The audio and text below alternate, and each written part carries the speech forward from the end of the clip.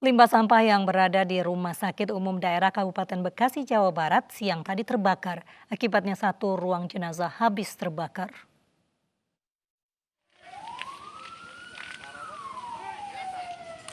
Kepulan asap tebal memenuhi bagian atas Rumah Sakit Umum Daerah Kabupaten Bekasi, Jawa Barat. Kebakaran yang terjadi Sabtu siang ini sempat membuat pengunjung rumah sakit panik. Api berasal dari limbah bekas tempat tidur yang berada di ruang belakang Rumah Sakit Umum Daerah Kabupaten Bekasi. Akibat kebakaran ini, satu ruang jenazah ikut terbakar. Api dapat dipadamkan setengah jam kemudian setelah 3 unit mobil kebakaran dari Kabupaten Bekasi dikerahkan. Sekarang ini ruang jenazah itu bersebelahan dengan ruang jenazah dan sampingnya adalah tempat untuk penyimpanan limbah. Dalam arti bukan limbah sampah, tapi limbah tempat tidur kayak semacam kursi. Gitu. Jadi posisinya pas di kamar mayat ya? Apanya? Posisinya yang terbakar bersebelahan dengan kamar mayat. Nah, untuk posisi bersebelahan dengan ruang mayat. Petugas Polsek Cikarang Barat yang tiba di lokasi langsung melakukan olah kejadian dan memasang garis polisi. Tidak ada korban jiwa dalam musibah kebakaran ini, namun kerugian diperkirakan mencapai ratusan juta rupiah. Dari Kabupaten Bekasi, Jawa Barat, Didit Junaidi, iNews melaporkan. Reza Artamevia kembali diamankan di Polda Metro Jaya terkait kasus penggunaan narkoba. Saat ini Reza Artamevia masih diperiksa di Direktorat Reserse Narkoba Polda Metro Jaya.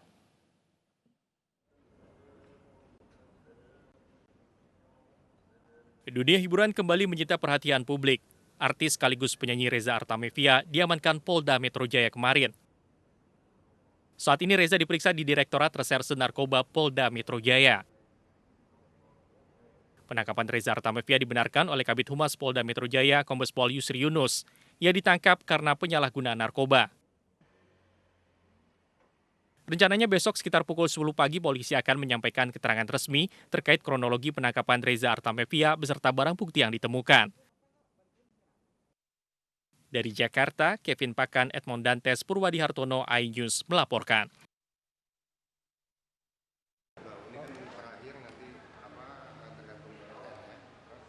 Reza Artamevia juga sempat diperiksa dengan status sebagai saksi pada kasus penyalahgunaan narkoba oleh Gatot Brajamusti dan Dewi Aminah di Polda Nusa Tenggara Barat. Dalam keterangannya, Reza tetap mengakui tidak tahu jika asbat adalah narkoba jenis sabu, bahkan Reza juga menyangkal disebut sebagai pecandu. Reza mengaku dalam laporan itu jika asbat diberikan langsung oleh Gatot. Merasa tertipu, Reza kemudian melaporkan Gatot ke Polda Metro. Akibat kasus itu, Reza Artamevia kemudian menjalani rehabilitasi di Badan Narkotika Nasional Provinsi Nusa Tenggara Barat. Usai menjalani rehabilitasi narkoba, hasilnya Reza dinyatakan abstinen, yakni kondisi di mana seseorang tidak menggunakan narkoba sama sekali. Pemirsa, setelah dinyatakan hilang selama 8 tahun, seorang pria di Banyuasin, Sumatera Selatan ditemukan tewas terkubur dengan kondisi tinggal tulang belulang. Korban diduga dibunuh dan dirampok oleh sekelompok orang.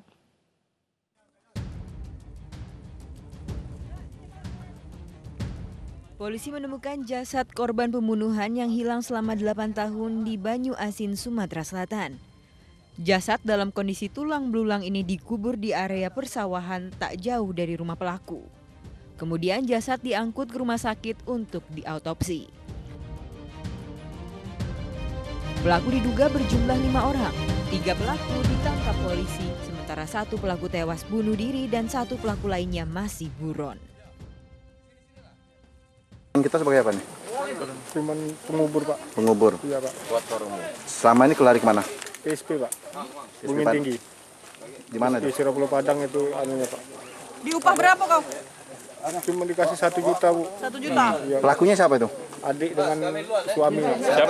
Jadi hari ini kita temukan jasad daripada korban yang mana kejadian 2013. Kita dapat menemukan ini ditangkapnya salah satu tersangka Muslim tadi malam. Jadi berdasar petunjuk daripada tersangka inilah kita temukan. Korban dibunuh pada Maret 2012 lalu. Awalnya, pelaku berpura-pura menyewa mobil milik korban. Namun pelaku merampas mobil korban dan membunuh korban lalu menguburnya di tengah sawah. Dari Musi Banyuasin, Sumatera Selatan, Firdaus iNews melaporkan. Mantan Direktur Utama PT Transjakarta, Doni Sarmedi Saragi ditangkap tim gabungan di sebuah apartemen di Jakarta Utara. Doni merupakan buron terpidana kasus penipuan sejak Maret 2019.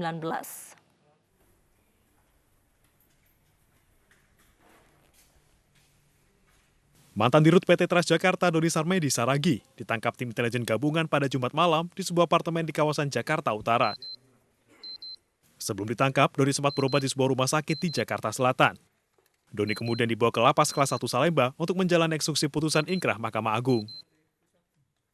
Adapun dasar tim untuk melakukan eksekusi adalah putusan Mahkamah Agung nomor 100 tahun 2019 dengan menghukum terpidana Doni Saragi selama pidana penjara selama 2 tahun dikarenakan terbukti melakukan kasus tindak pidana penipuan.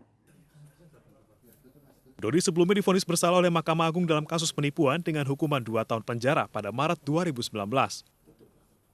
Namun Doni justru melarikan diri sehingga masuk dalam daftar pencarian orang.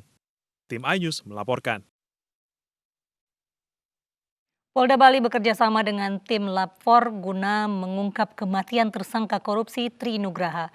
Tri Nugraha meninggal dunia dengan senjata api sesaat setelah pemeriksaan di Polda Bali Senin lalu. Tadi masih menunggu hasil dari lapor.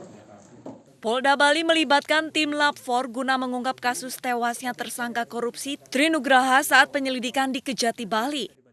Tim Lab 4 menyelidiki secara saintifik dalam olah TKP.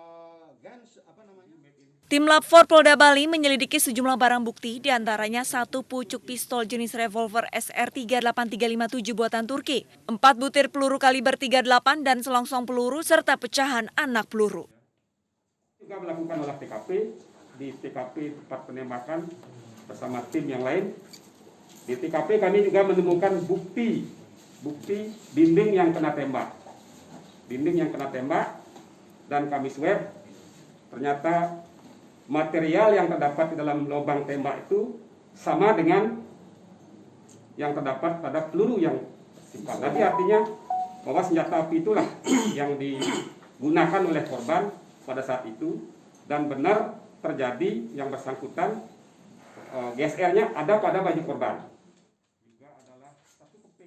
Berdasarkan hasil olah TKP tim Lab 4, residu timbal merupakan dari 1 sumber senjata api yang sama. Namun hasil kesimpulan kematian korban berdasarkan hasil penyidikan Dirkrimum. Ya, prarekonstruksi itu memastikan bahwa benar yang bersangkutan sendiri di dalam TKP tersebut. Tindakan yang sudah dilakukan terhadap korban, beberapa saat kemudian kami melakukan tindakan TP-TKP.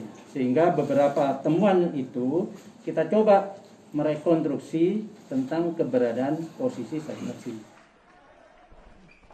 Sebelumnya pada tanggal 1 September lalu, Polda Bali dikejutkan dengan meninggalnya mantan Kepala BPN Denpasar dan Badung, Tri Nugraha. Tri Nugraha menghabisi nyawanya sesaat setelah menjalani pemeriksaan di Kejaksaan Tinggi Bali Senin malam. Tri Nugraha merupakan tersangka kasus dugaan tindak pidana korupsi gratifikasi kepada pegawai negeri penyelenggara negara di kantor pertanahan Kota Denpasar dan Badung. Saat ini polisi masih mendalami dan mengusut dari mana senjata ilegal didapatkan dan siapa saja yang terlibat dalam pengadaan senjata tersebut, termasuk penasehat hukum tersangka. Dari Denpasar, Bali, Aris Wiyanto, Muhammad Muhyiddin, iNews melaporkan. Pemirsa, banyak cara untuk melepas penat dan kejenuhan di tengah pandemi saat ini. Salah satunya adalah menonton film. Tapi kini menyaksikan idola di dalam sebuah film bisa diakses dengan mudah. Salah satunya melalui gawai telepon genggam.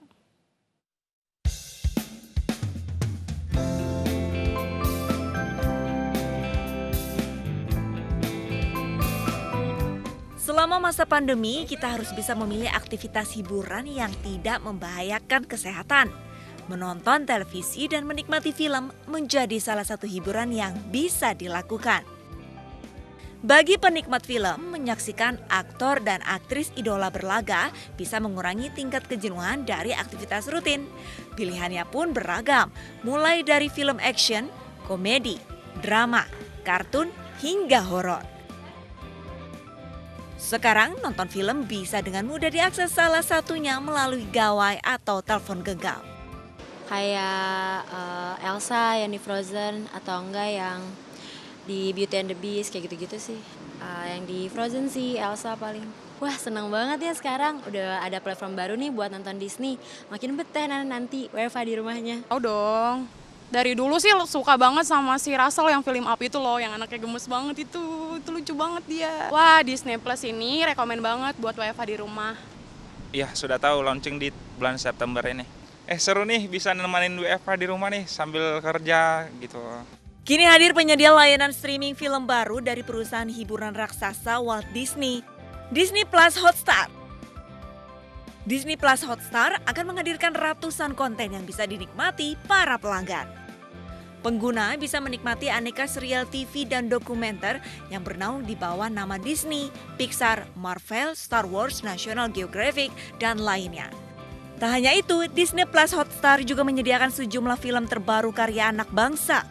Setidaknya akan ada lebih dari 300 film Indonesia siap dinikmati, termasuk 10 film Indonesia terlaris sepanjang masa.